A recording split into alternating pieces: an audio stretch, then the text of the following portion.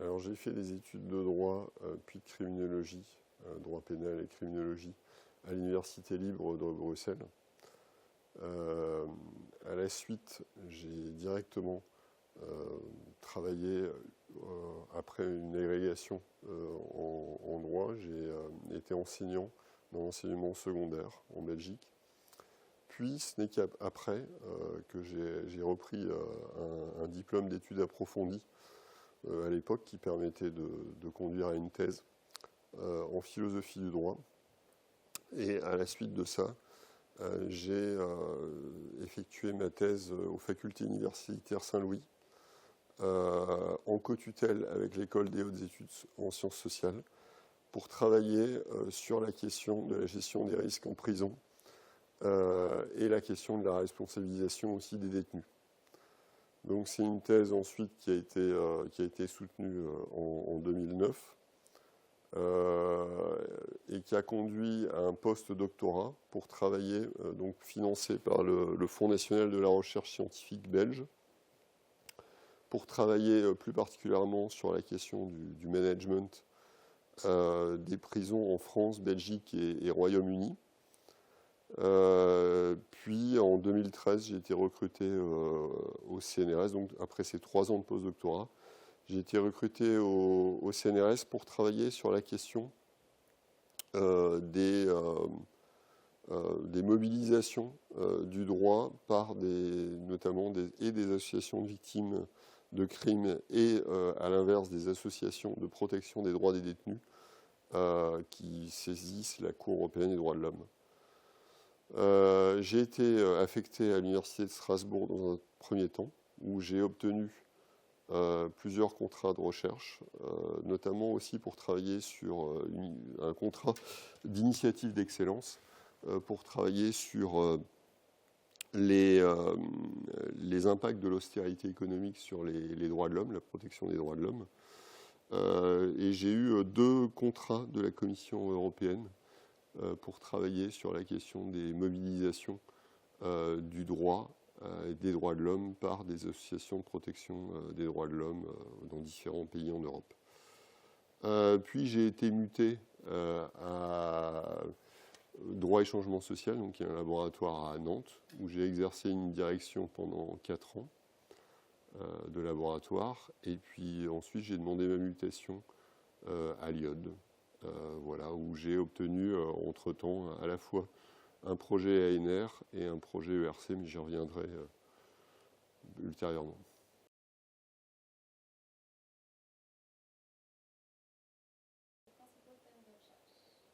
Alors actuellement, au départ, mes thématiques de recherche étaient vraiment orientées sur, comme vous l'avez compris, la prison, les droits des détenus, la question du management des détenus par les personnels pénitentiaires. Et peu à peu, en fait, mon travail s'est davantage orienté sur la question de la protection des droits de l'homme par la Cour européenne des droits de l'homme et la Cour de justice de l'Union, via les mobilisations du droit par différents types d'associations.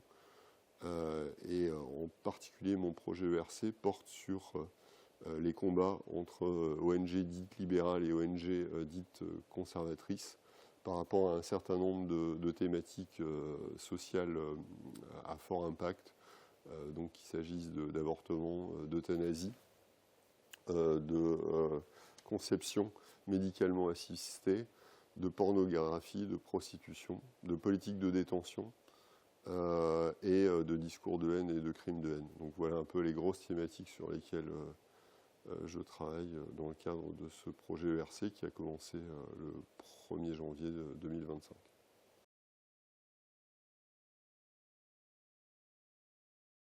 ERC que je viens d'évoquer, je travaille aussi sur un projet d'ANR que j'ai obtenu, qui a commencé plutôt le 1er janvier 2023, pour travailler sur les mobilisations par des ONG également conservatrices et libérales devant les mêmes cours européennes, mais en ajoutant les questions de droit à l'environnement et aussi la question de la liberté de conscience, liberté de religion, etc. Et donc c'est vraiment un travail de recherche qui est mené de manière interdisciplinaire et de manière collective avec différents autres centres de recherche en France et à l'étranger, notamment avec Dress à Strasbourg qui travaille sur tout ce qui est liberté de conscience de religion, et avec droit et changement social pour la question du droit à l'environnement.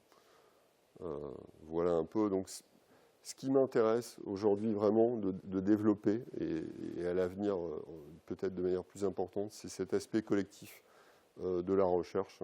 J'aimerais bien à l'avenir, peut-être dans un peu moins de 10 ans, soumettre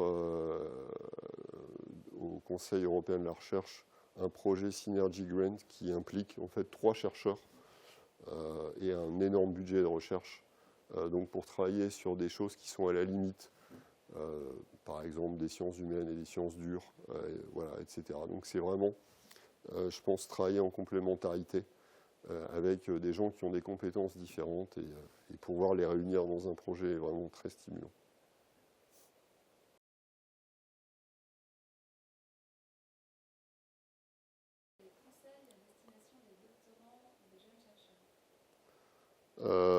La dimension collective de la recherche, qui est peut-être moins mise en évidence lors de la thèse, et pour autant qui est extrêmement présente, d'abord dans les relations entre le directeur de thèse ou la directrice de thèse et la doctorante et le doctorant, hein, puisque ces échanges permettent de construire la thèse, mais aussi les échanges au niveau du comité de suivi de la thèse, hein, où il y a différents membres.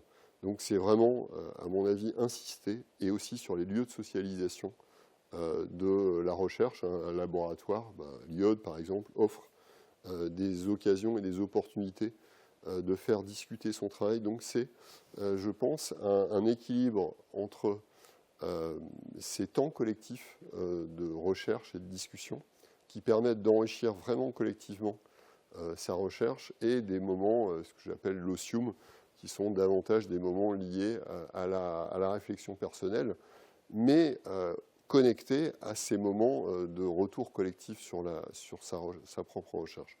Donc, premier conseil, c'est d'abord vraiment insister sur et intégrer cette dimension collective d'intelligence dans son travail de recherche, qui n'est pas un travail purement personnel comme on peut le croire ou le présenter d'habitude. Et deuxièmement, je pense qu'aujourd'hui, il faut s'accrocher, il faut croire en soi et être déterminé. Et donc, ça implique aussi, je pense, vraiment se consacrer pleinement à ce travail, croire en ses chances dans un contexte de raréfaction des postes qui est difficile.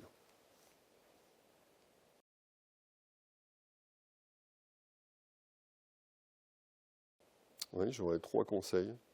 Le premier, intégrer une dimension collective d'intelligence de la recherche dans ses propres travaux. Ça passe par la fréquentation de lieux de socialisation professionnelle, comme participer aux différents événements du laboratoire. C'est aussi obtenir des retours de chercheurs plus expérimentés sur ses propres travaux. C'est aussi aller à l'étranger, se confronter avec des collègues, des modes de pensée différents, pour enrichir sa propre thèse et ses propres travaux. Et ça passe aussi par l'échange entre une direction de thèse et la doctorante ou le doctorant. Et on insiste, à mon avis, pas assez sur la dimension collective de la recherche qui vraiment s'enrichit quand elle est pensée sur un mode d'intelligence collective. Le deuxième conseil, c'est croire en soi. Dans un contexte de raréfaction des postes, il semble important de suivre les objectifs qu'on s'est fixés et de ne pas les lâcher. Et le troisième, je dirais, le troisième et dernier conseil, c'est l'ouverture aux conseils qu'on peut donner, ce qui est lié finalement aussi au premier conseil sur la dimension collective, mais pas seulement. Je pense que c'est accepter aussi un certain nombre de retours critiques quand ils sont faits de manière constructive, qui sont toujours intéressants à intégrer dans un travail de recherche. Donc, rester ouvert sur les critiques qui peuvent être faites ou les propositions de modification, toujours dans une vue d'amélioration. C'est donc ça renvoie à une capacité à se remettre en question.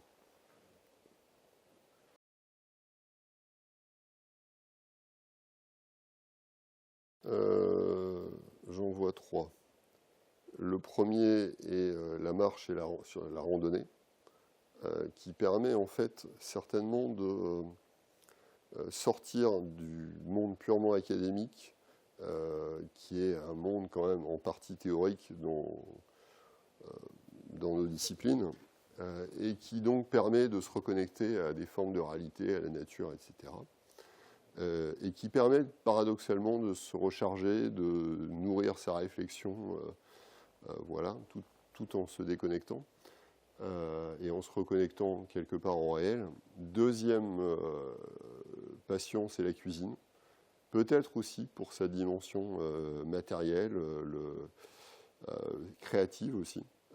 Et ça permet en fait de faire quelque chose qui est à la fois de l'ordre de la pensée, mais de la réalisation et de sa concrétisation matérielle. Et donc il y a une réelle satisfaction aussi peut-être à partager des choses qu'on a faites, qu'on a cuisinées. Donc de l'ordre du partage avec les amis, la famille, voilà, etc.